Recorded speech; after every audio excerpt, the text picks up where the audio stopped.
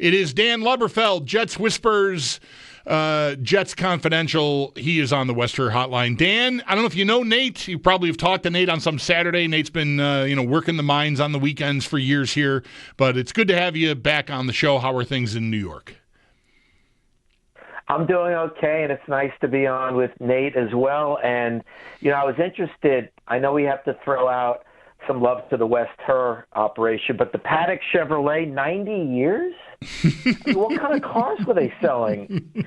That was fascinating. The Paddock Chevrolet's been around 90 years. So that would be, 1935? I'm going to assume they were selling Chevrolets back then, Dan. That would be my guess. Okay. I don't know. It's a great company. Yes, indeed. So how, I want to start with you is looking back on the last 2 years, the Aaron Rodgers experience with the Jets. Like, are there takeaways? Like, what did we all learn? What did you learn from the experience of Aaron Rodgers, being the figurehead that he is in New York for the Jets for 2 seasons, albeit only one actually being able to play? Well, obviously the first year you had the torn Achilles, so that was something that was over before it basically started. But the McAfee show continued that year, and the McAfee show continued this year. And, that's one of the talking points right now that contributed to the departure. I do think weekly shows by players can be a distraction. I know Parcells and Belichick were always against it with their teams over the years. I don't know what Sean McDermott's position is on that, but it's not helpful. But I'll tell you what, even with all the criticism of Aaron Rodgers for the comments he makes and the distractions he might cause, the bottom line is last season, the one that just concluded, the Jets lost 7 games by an average of 3.6 points. If some of those games had gone a different way, what conversation would we be having right now? He'd probably still be with the team. So it shows you the fine line between winning and losing. And I wouldn't necessarily put Aaron Rodgers at the top of the list of reasons why they went 5-12 this past year. You saw that defense against Buffalo at Highmark Stadium. I mean, that was a bad defense.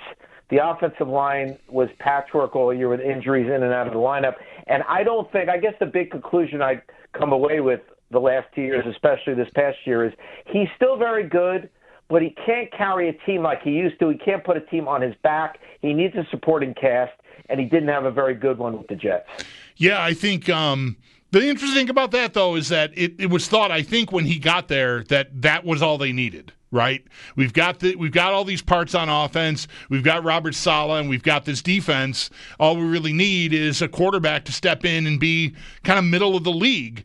And I don't know, it still didn't manage to come together and get a result.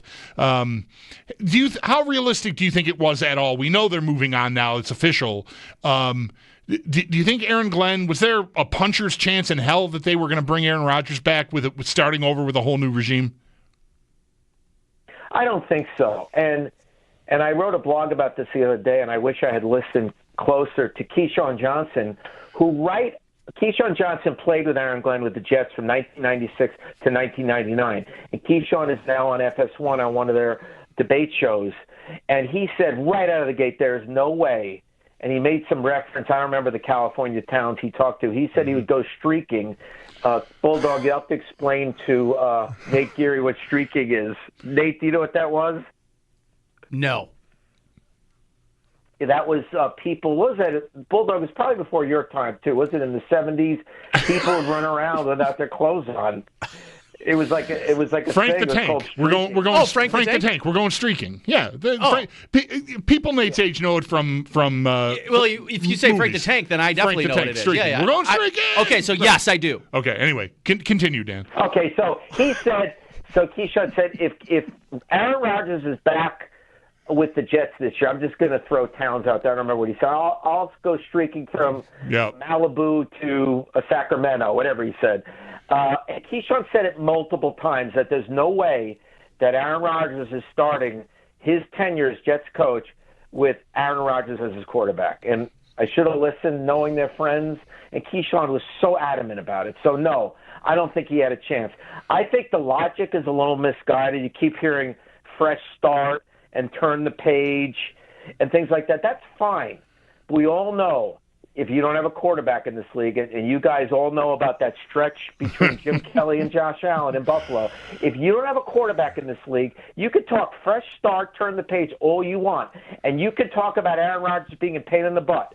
But with him leaving the building and them going into quarterback never-never-land, that's fine that you want a fresh start or turn the page. But let me give you an anecdote from the GM's experience. The GM, Darren Muji, I hope I'm saying his name right. I haven't met him yet. He was in Denver for a long time. And after Peyton Manning left, between Peyton Manning and Bo Nix for about a decade, they were in quarterback never-never-land. So I understand on some level the thinking as far as fresh start to turn the page. But when you go from having an answer at quarterback, even if it's for a year or two, to quarterback no man's land, good luck with that. How many teams could you guys just throw out there that have been in quarterback no man's land forever? The New York Football Giants, the Cleveland Browns. You guys could throw it out there. Chicago, maybe they have finally settled that, but we don't know.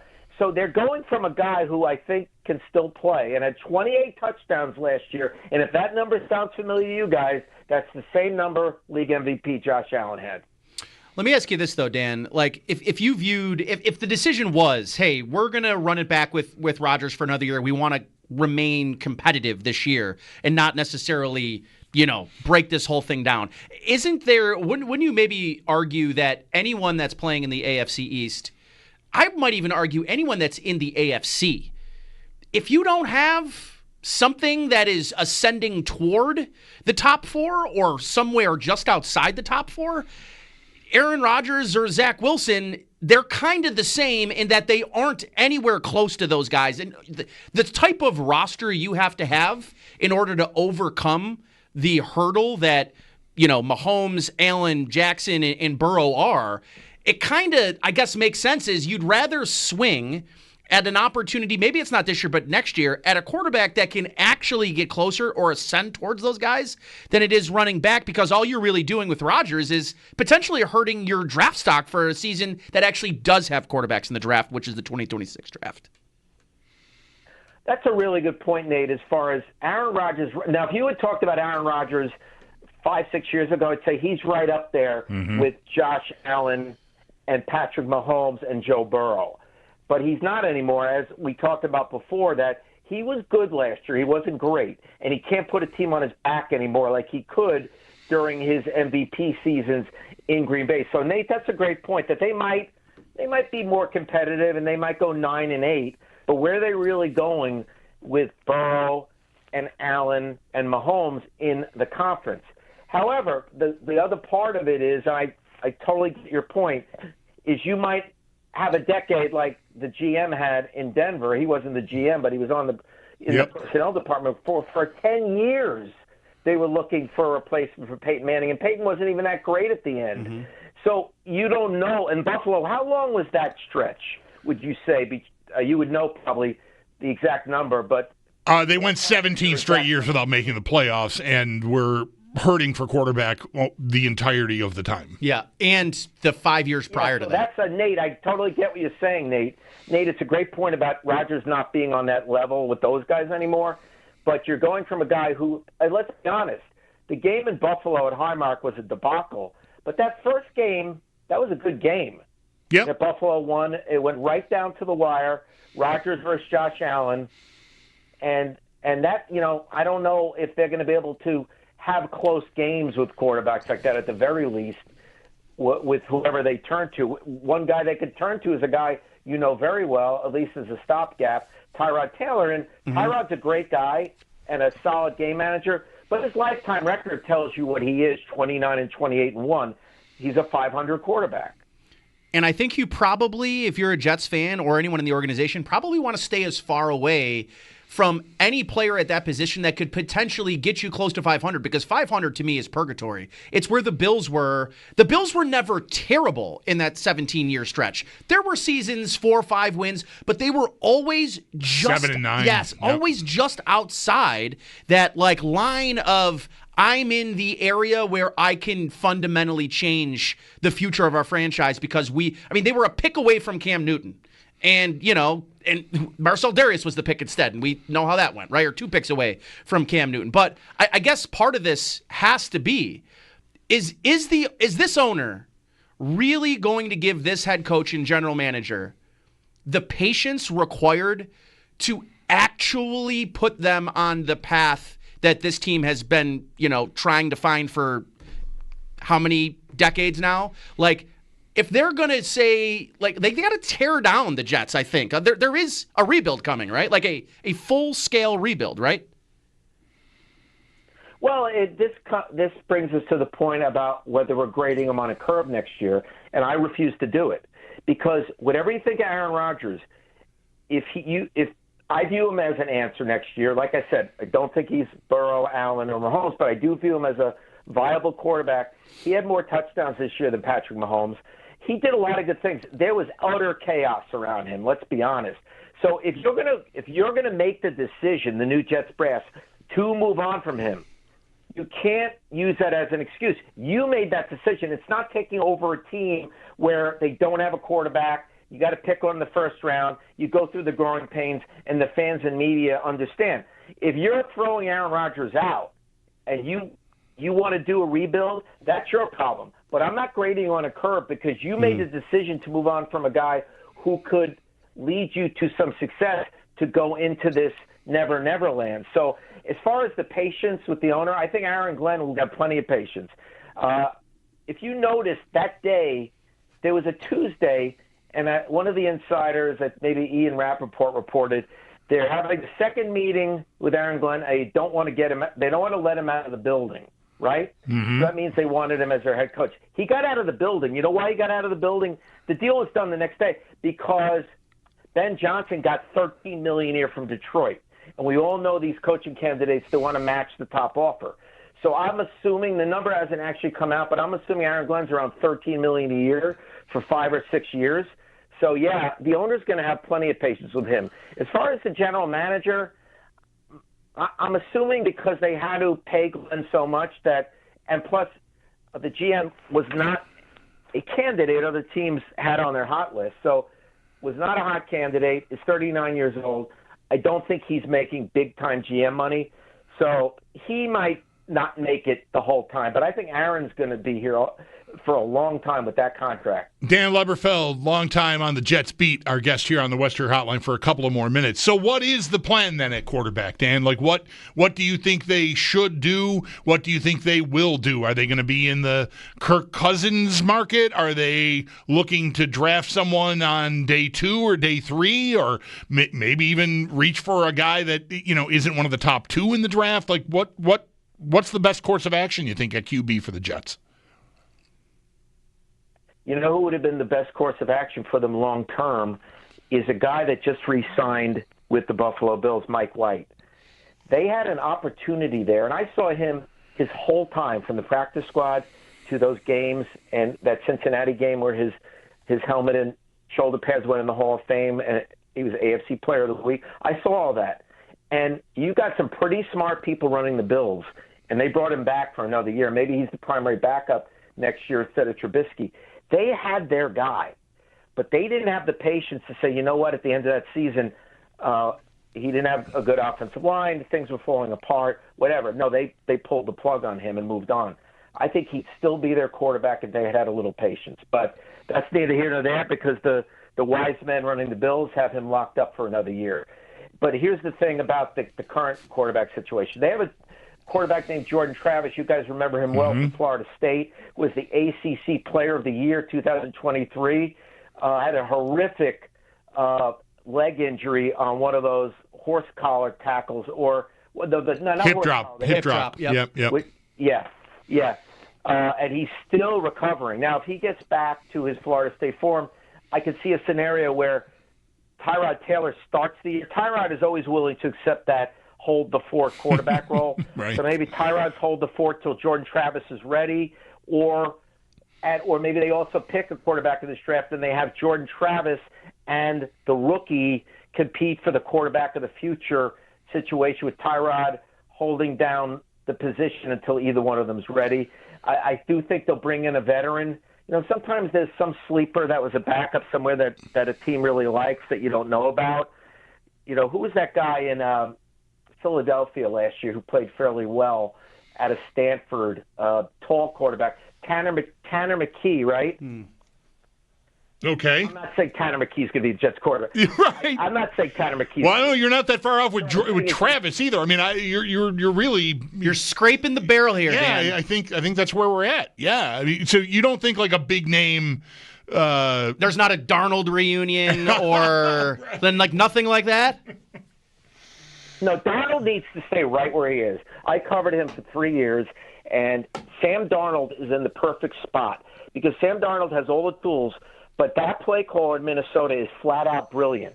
And he would dial up unbelievable first reads and just great plays. Yep. If Sam Darnold goes somewhere else and is expected to be a savior, you guys can write it down. It's not going to work. He's got to stay in Minnesota. Kirk Cousins, I think he'll have his choices and he might want to avoid this place. And the other thing with Kirk Cousins is when you're paying off Aaron Rodgers, I mean, there's a big cap hit here. Yep. You're going to be able to, I know they can spread it out over 2 years, but can you pay Kirk Cousins and deal with the cap hit of Aaron Rodgers? I'm not sure if that's doable. Probably not. How impressed are you with the new coach, Aaron Glenn? Well, one thing in the opening press conference, the thing that's going to be different that they desperately need is there's going to be accountability and discipline. That's who he is. He was that way as a player. He was that way as defensive coordinator of Lions.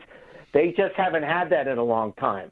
So he's going to hold players accountable. That guy who dived on the pile, Michael Clemens, did you see that play? Mm-hmm. That's not going to work. And see what happens is, and McDermott's great at this, it's like if you do something stupid like that, you're going to have a little chat with the head coach on the sideline, and you're going to have your butt on the bench for a few series. That stuff was not going on the last 3 or 4 years. Like, there wasn't that kind of accountability. Aaron will up the ante in the accountability and discipline department. I have to admit that after I watched that Washington-Detroit playoff game, and Detroit's defense was so bad in that game, they had injuries, but even Tom Brady, who doesn't criticize anybody, was saying, why are they playing man-to-man? They should be playing zone with all those injuries. I was wondering if that would hurt his candidacy at all. That game was so bad for Detroit, but the Jets already had decided that he was going to be their guy. So I don't think he's necessarily the greatest X's and O's coach, but he will bring a lot of accountability and discipline. And if his coordinators can call the three sides of the ball and do a good job, I think he can be a good coach for them. And how about the key guys on the roster here? Garrett Wilson, Sauce Gardner. Like, is everyone stable? Is everyone comfortable? And do you get the sense that the organization is looking to build around these guys, or is it new kings and they want their own people? Well, buckle up for this Garrett Wilson situation, because I don't know what the Bills' organizational policy is with first-round picks, but for many, many years, I know when Joe Douglas was a GM and he's taking financial orders from people above him, they would not do first-round contracts after the third year. They wanted to wait till the fourth year.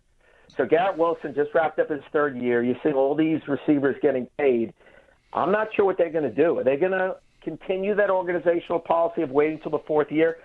If they do, you're going to have some bad blood this offseason, and I'm sure you're going to hear trade rumors about Garrett Wilson.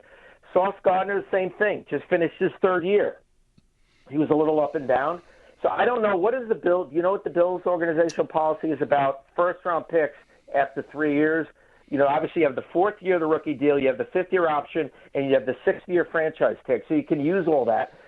What have the Bills done as far as, is it after the third year or after the fourth year of first-round picks? They've done some of each. I'm almost They sure signed of it. Josh after the third year. Right, that was easy. There's not a ton of other examples of this regime. There haven't really been the first-round picks to resign. They are in a situation here, not with first-round picks, although Rousseau is on this list, but he's going into year 5. He's on his 5th-year option, so they didn't do that with him. They did pick up the 5th-year option, but didn't do a new contract with him. But there are 4 key guys here that are in this situation this year. Bernard, their middle linebacker, Benford, their best corner, Shakir, their best receiver, and James Cook, who's been making some noise about wanting a big contract. They are all going into year 4 next year. So we'll see.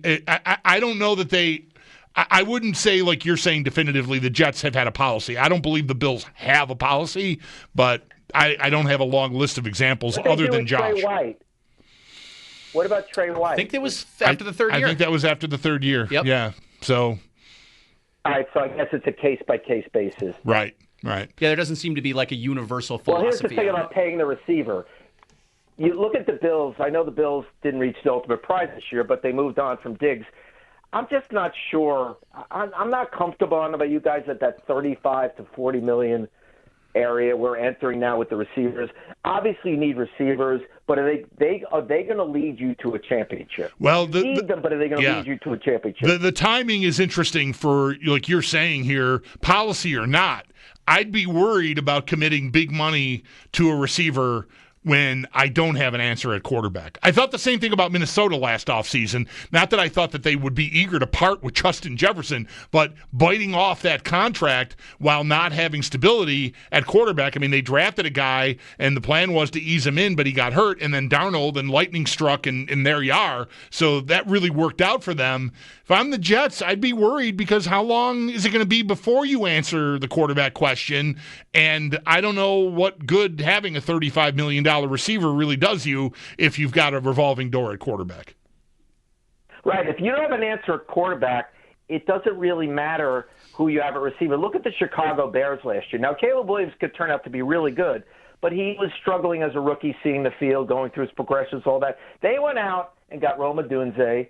They got, obviously, they had DJ Moore. Keenan Allen. What difference did it make? Right, they spun wheels. Yeah. So now Ben Johnson gets to try a kick at fixing all of that. Dan, we got to go. Thank you very much for all of this. I'm sure we'll hit you up again at some point in the spring or summer as we get closer to, spring and summer. Appreciate the off-season time, Dan, as always. It's always great to be on the 50,000-watt WGR. There you go. Dan Leberfeld, our guest, Jets Whispers, Jets Confidential, longtime beat guy with the New York Jets.